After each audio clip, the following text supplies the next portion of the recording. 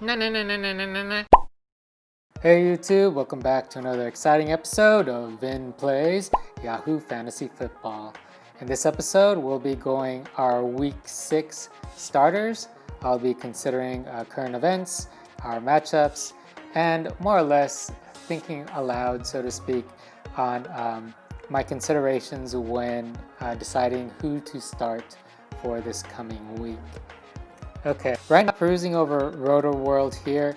The two biggest news stories so far this week is number one, there was a plague scare with the Atlanta Falcons. One of their team members did test positive for plague. It ended up being a little less serious than initially thought, though.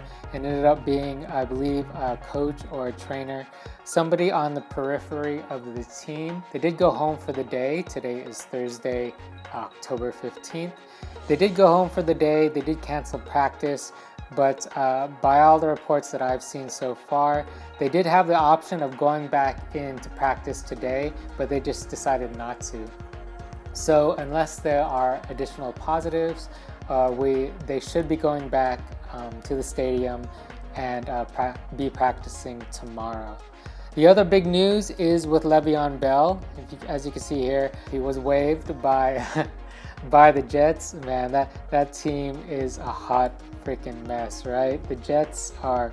Why are they letting Adam Gase make personnel decisions when it's, well, you know, maybe it's just wishful thinking by everybody who's watching from the outside in. Maybe we're just projecting that because we're all assuming that Adam Gase is going to be fired soon, but the owners and everybody else involved with the team lets him make major decisions like this, like waiving Le'Veon Bell. But as far as the current news goes, or latest news on this saga is going, Le'Veon Bell should choose between the Chiefs and the Dolphins sometime relatively soon. Hey guys, quick update from Twitter. I just read a tweet, I believe from Ian Rappaport or Adam Schefter, one of those NFL news guys. But apparently Le'Veon Bell has agreed to terms with the Kansas City Chiefs. So he will be signing with the Chiefs. I feel sorry for anybody who owns Clyde Edwards-Helaire, but Le'Veon Bell will soon be with the Chiefs. The initial reports that I read anyways also had the Buffalo Bills included with those trio of teams. I'm a little bit disappointed that the Bills have been left off his list of destinations. I would actually prefer him go to the Bills. I'm not sure that would be the best fantasy spot for him. Probably the Chiefs would be the best fantasy spot. But as far as football is concerned, and even fantasy-wise, I could see Le'Veon beating out the two running backs on Buffalo. Zach Moss has been hurt for most of the year, and he's a rookie. And Devin Singletary has actually been underwhelming this year. Zach Moss has been hurt for the last 2 or 3 games, and Devin Singletary, he had a bad game. He didn't really show much last game, and the game before that he did okay, but it was nothing very earth-shattering. I'm not exactly sure he would make a good 3-down back. So if Le'Veon were to sign with that team, I could see him taking over that backfield. That is, if he still has it. We haven't really seen him perform all that well since he was on the Steelers. So, but anyways, that's neither here nor there. Because right now it looks like the reports are anyways that he will make a decision between the Chiefs or the Dolphins. Fantasy-wise, I think either will work. His workload might actually be bigger if he signs with the Dolphins because all they have is Myles Gaskins on that team. And although, he's done pretty well, admirably well, Le'Veon's skill set, Le'Veon is a true 3-down back. So as a true 3-down back, he could easily take over that Gaskins role. But even with the Chiefs, since the Chiefs are such a potent offense, even splitting time between him and Clyde Edwards-Helaire, we saw a glimpse of that last year with Damian Williams and LaShawn McCoy. So both backs were viable in fantasy during certain stretches early, but towards the end of the year, Damian Williams did take over that backfield, so we could easily see the same thing with Le'Veon Bell, particularly since Clyde Edwards-Helaire, although he has done well, he hasn't done overwhelmingly well. He hasn't been a dominant force, particularly at the goal line. He just hasn't been scoring many touchdowns. So, okay, let's go ahead and go back to our league. Looking over the standings for our league, we are first place right now. Woot woot. Yep. we are first place right now because Vaughn, like Donkey Kong, who was in first place last week, he surprisingly lost his matchup. It was really close. He only lost by, I think, a couple of points. It might have been like around 2 points, I think. Maybe a little bit less than 2 points. But he ended up losing. So right now we are sitting at first place. If we look at the details, though, our points scored, like the points we scored is pretty high. We are at about third place for the most points scored, total points that is, scored in my league here, in our league. But we have the lowest points scored against us. So that means that all of our competition has been relatively soft. So, I really like our points scored total. That's relatively high. And particularly with the trade moves that we've made, that might not be entirely indicative of the full strength of our team right now because of our additions to Aaron Rodgers, Allen Robinson, and Darren Waller, just Darren Waller as recently as last week. But although that point total might not be as indicative of what we have right now, the points scored against, that's probably only going to go up from here on out. So law of averages, it's probably going to get harder for us. Our competition is probably going to get harder for us as the season progresses. So that's something to look out for as far as our true strength of our team right now. But anyways, let's go ahead and jump into our team. Let me go over our waivers first. I did end up picking up, I did end up keeping the Los Angeles Rams as my defense. I put a $0 bid for New England, which was surprisingly available on the waiver wire for the week. But yeah, I didn't really feel the need to pay up any fab for New England, particularly since I still like the matchup for the Rams here versus San Francisco. San Francisco's offense hasn't looked very good, and I think it's still up in the air whether Jimmy Garoppolo comes back and plays or if it's going to be CJ Beathard who starts for that team this week. Garoppolo didn't look great last week, and the reports said that it was because he was still injured and he came back too early from injury. But either or, we'd probably want to see Beathard start for the sake of fantasy and for the sake of the Rams defense. But even with Jimmy back, I still feel fairly confident about that defense.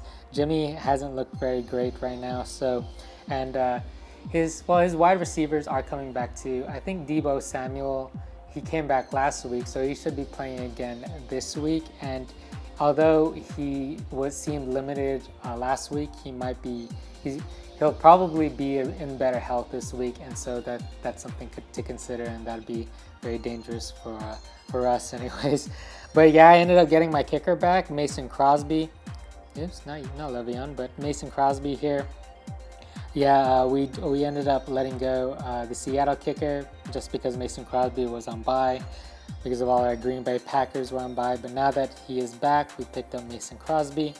And also from the waivers, we picked up Tony Pollard, actually. You know what, I ended up dropping Jarvis Landry, which I was kind of reluctant to do. But during this stage of the season, people are starting to get hurt now. And considering our depth at wide receiver, we have more or less 5 solid starters at wide receiver. So Jarvis Landry, I probably was never going to play anyways. I did try to trade him. I tried to slang him to a couple of people and nobody was having it. So I even tried to trade him for Justin Tucker, like the top-rated kicker for the year, and he was not having it as well. Rightfully so, because Jarvis Landry this year anyways, he was showing some promise, but reports are that he got a little bit banged up during the last game as well with his ribs.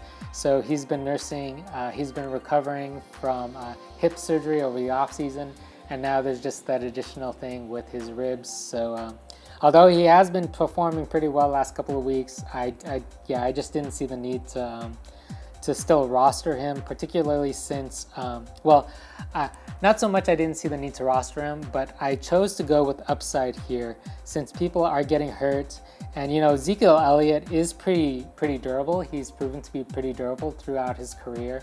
But since Dak Prescott has gone down to injury, since Dak Prescott is lost for the year, that is, they will be leaning on Zeke more. So, the more that they run him and the more work that he gets, the more likelihood that he may wear down and he may need to miss some time. So with that thought in mind, I grabbed Tony Pollard, his handcuff, and if Tony Pollard wasn't there, I'd probably grab other handcuffs. I would have grabbed another handcuff. Probably Benny Snell would be next on my list that I know is available in my league. Or Jamal, I almost said Jamal Adams, Jamal Williams, that is, for the Green Bay Packers, just in case Aaron Jones needs to miss some time. But otherwise, things pretty much stay the same. Chase Claypool was grabbed, is a hot name on the waiver wire for this week. He was grabbed by another team for like 50 fab. Somebody fell in love with, one of our teams here in my league fell in love with Chase Claypool this week because they just dumped a ton of money on him. But anyways, that's the only other waiver guy that we had our eye on for this week. But anyways, let's go ahead and go through our matchups for the week and who our opponent is.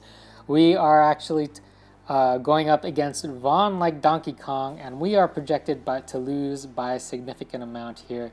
And, rightfully so. So Vaughn like Donkey Kong, he has been number one for our week for our league for basically since the start of the season.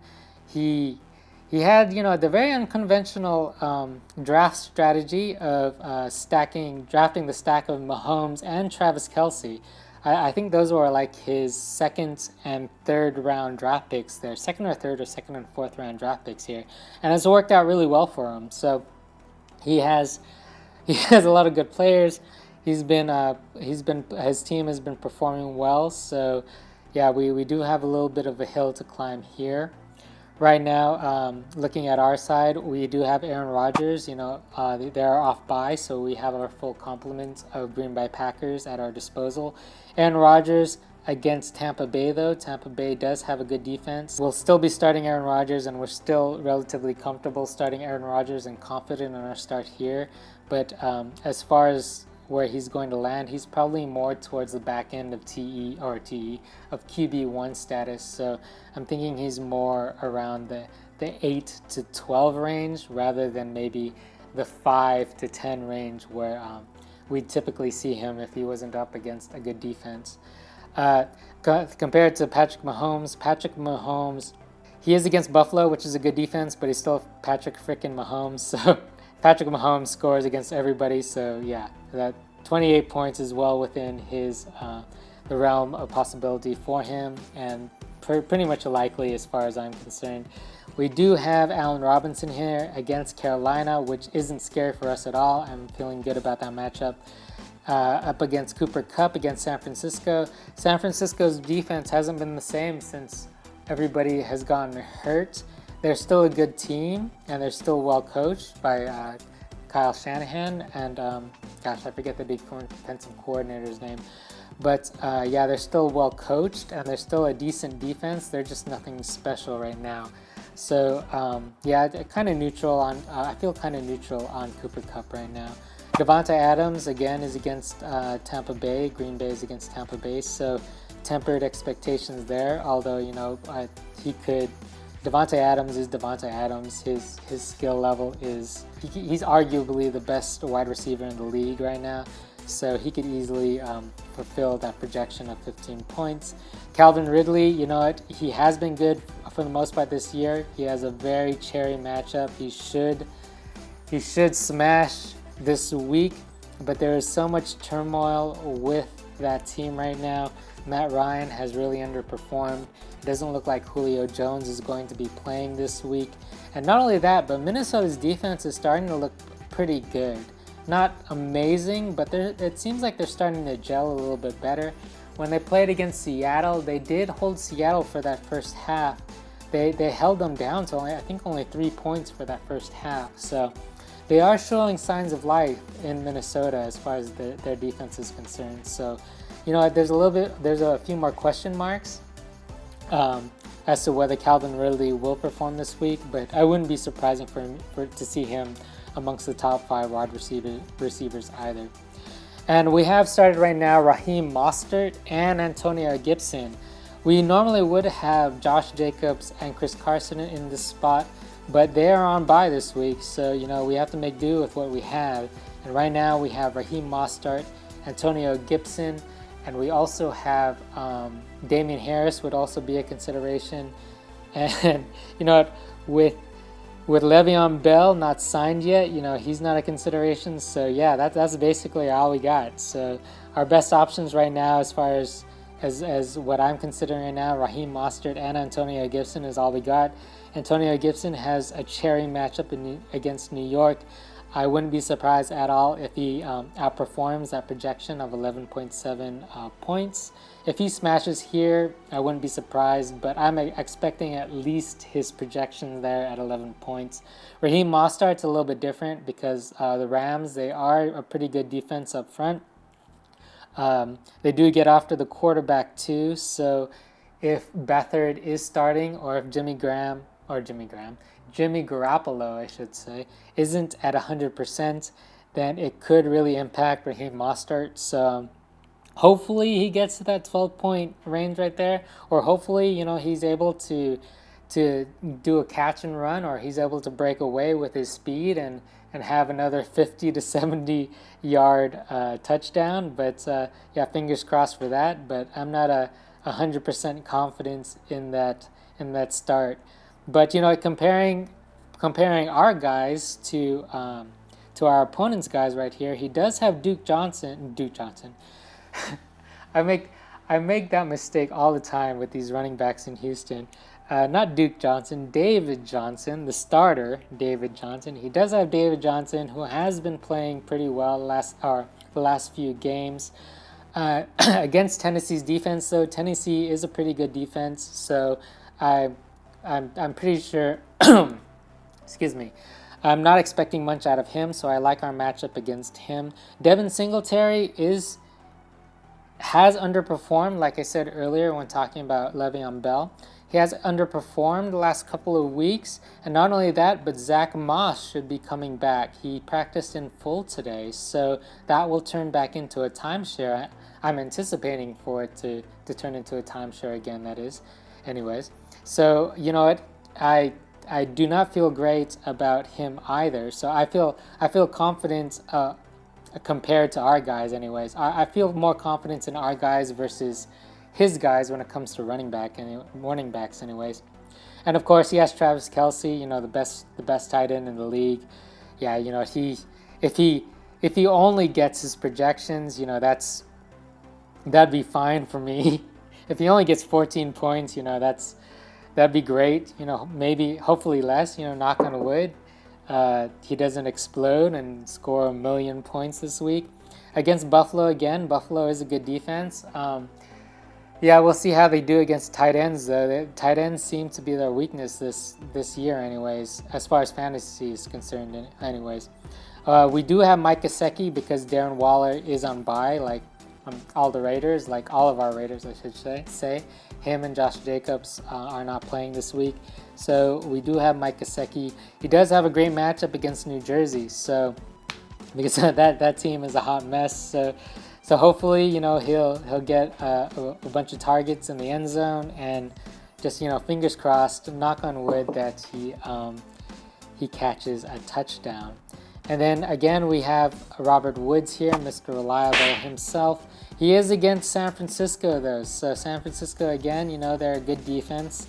Maybe not over the top good defense this year. Over the top great, I should say. this year, but they still are a good defense, so tempered expectations there. As far as who we might start or who would we consider starting over him, the only other guy that I could think of right now is actually, you know what? Justin Jefferson does have a good matchup here against Atlanta. So yeah, depending on how I feel, maybe I'll do a little bit more research, see what my guys, the fantasy footballers, are ranking their player, have in their rankings. But right now, you know, Robert Woods has just been so reliable. I feel confident in starting him. But if not Robert Woods, Justin Jefferson. We could start Marquise Brown. I'm not sure, because Philadelphia does have a good defense, and particularly in their secondary, they do have Darius Slay. But I think Darius Slay has been a little bit banged up. If Darius Slay does not play, then Marquise Brown would be in serious consideration here. He did perform really well last game. You know, we ended up sitting him for Justin Jefferson, to our detriment, because he did explode versus Cincinnati here. But if he plays this, or if Darius Slay, I should say, plays this week, then we definitely won't be starting him. But if he doesn't play, then you know, we will be seriously considering Marquise Brown to start at our flex. But as of right now, you know, it's like I feel confident with Robert Woods. He's done more so than not this year, and even going back to last year, more so than not, he's performed well regardless of the matchup. Looking over to the other side, though, we have Devontae Parker, who is in a smash spot against New Jersey as well. The Dolphins against New Jersey. Ryan Fitzpatrick has looked really good, actually, the last couple of games. So, and let's actually take a peek. I'm not exactly sure how well. Yeah, and Devontae Parker last couple of games has also done well with 12 and 16 points over the last 2 games. So he is in a really good smash spot right here. Yeah, that matchup does make me nervous as well. And then, of course, we have our kickers, Mason Crosby against, is it Kenneth Fairbairn? Kaimi Fairbairn. I just can't pronounce names today. But, yeah, you know what? I do like our well, it's kind of a wash, I think, between kickers. I think Mason Crosby is a better kicker, but their matchups don't seem really great right now. Another matchup seems like a barn burner, or a barn burner, so to speak. Not a lot of points, well, not a ton of points in both of those matchups, so I'm going to consider that a wash. Looking at our defenses, though, yeah, you know what? If Jimmy Garoppolo does not play, or if he's not 100%, and if CJ Beathard starts, I do like our defense. But he does have Pittsburgh defense. Cleveland has been playing well for the entire year. Actually, they're 4-1, so they actually look pretty good this year. I don't know if they're entirely legit, but they definitely look better than they did last year. So but Pittsburgh is Pittsburgh. They are, between them and Baltimore, they're second best defense in the league. So, you know, if you bet against them, you'll lose more times than not. But as of right now, I feel relatively good about that matchup. But, you know, that might be a push as well, as far as what we know so far about the matchups and what's going on for this week. So yeah, that pretty much wraps up this episode. You know what?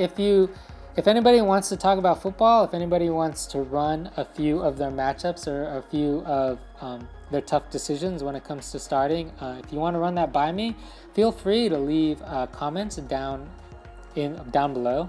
Basically, feel free to leave a comment below. And you know what, I'm not an expert or anything, but I do like to talk football, and I'll be more than willing to give my 2 cents on any kind of dilemmas or any kind of matchup questions or opinions that you might want from me. So that pretty much concludes this episode. Thanks again so much for watching another episode of Vin Plays Yahoo Fantasy Football, and I'll see you next time.